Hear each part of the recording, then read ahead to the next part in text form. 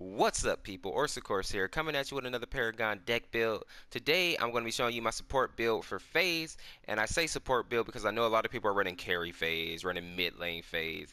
I'm going to show you support phase. Now, as always, this is just my opinion, my thoughts. Make sure you build your characters however you see fit, whichever way fits your playstyle. This is just what works for me, and if you like it, by all means, use it. Now, let's go ahead and jump into it. So we're going growth in order, of course. So we're going to start out with the Shadow Ward, and it's called the Lamplighter now.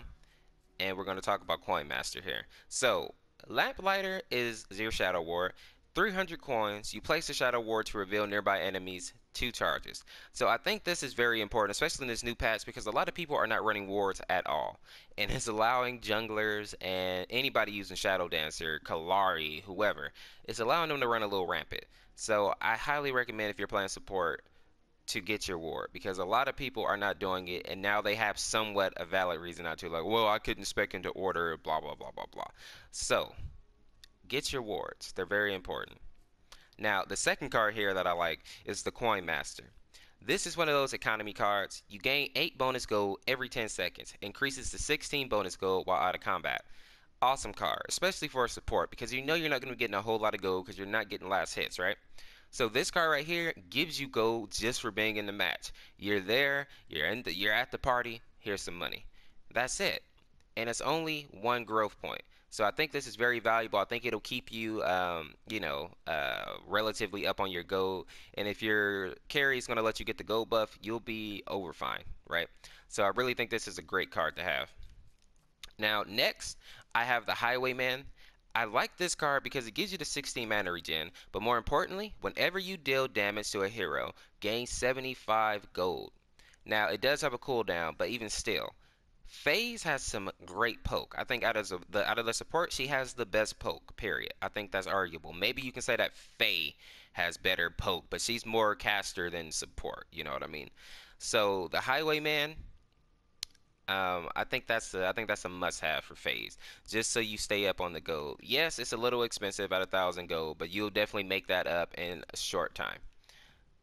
Now, as we get down here, we have the Green Spring.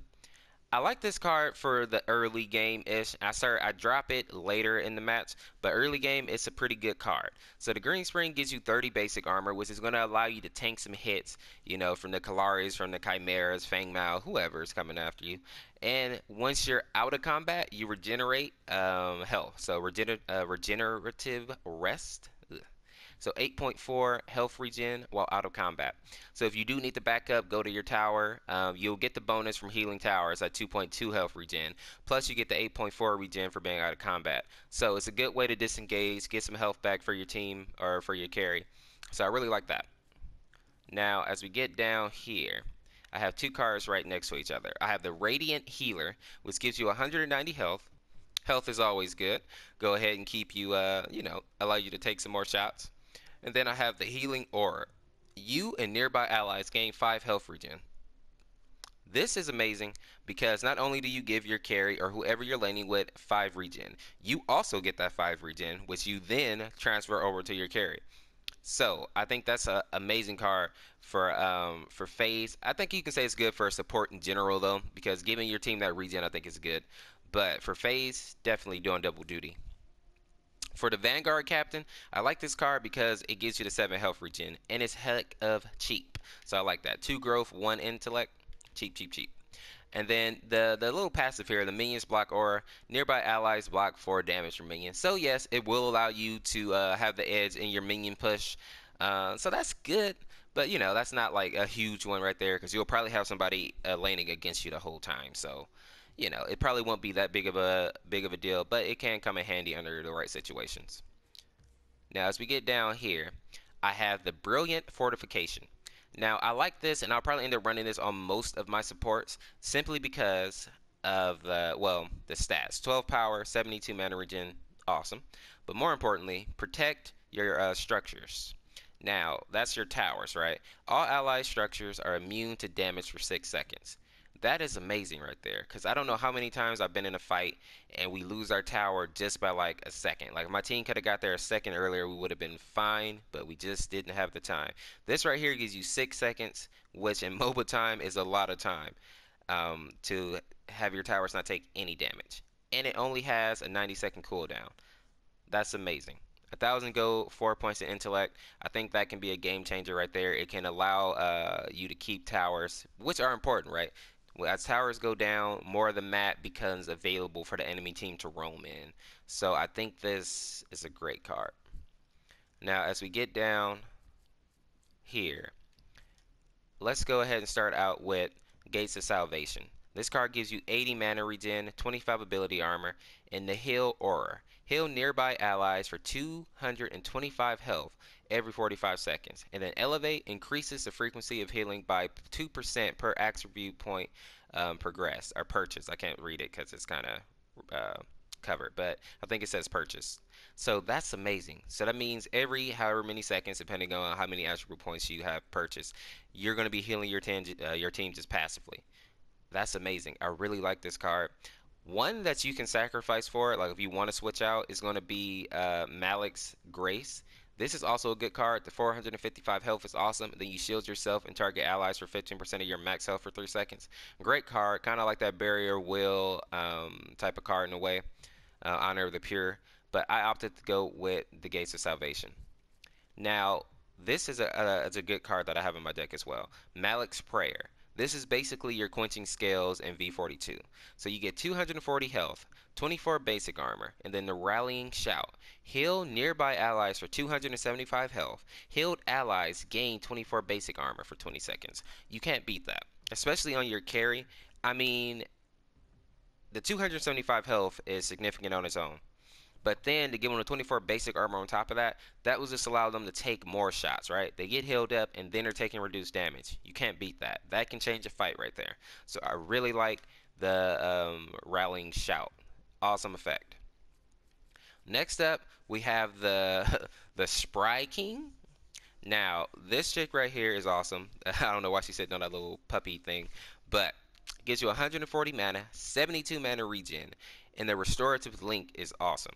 You and a target ally gain 60% of your missing health and mana over 10 seconds. So basically, the weaker your carry is, or whoever you're gonna target, the better this card is. But that doesn't mean you should wait till they get to like 1 health before you use it. I mean, you gotta be smart about when you use it. But you're going to restore 6% of their health, and that also transfer over to you on top of your link. And if you cast a spell, that's just going to amplify the amount of healing that they get. This can allow you to tank through a lot of damage. So awesome card right there. I think it's a must-have in the phase deck. I could even argue in a support deck in general. Awesome card. As we get down here, I like this card because it reminds me of Clear Heart back in the previous patch.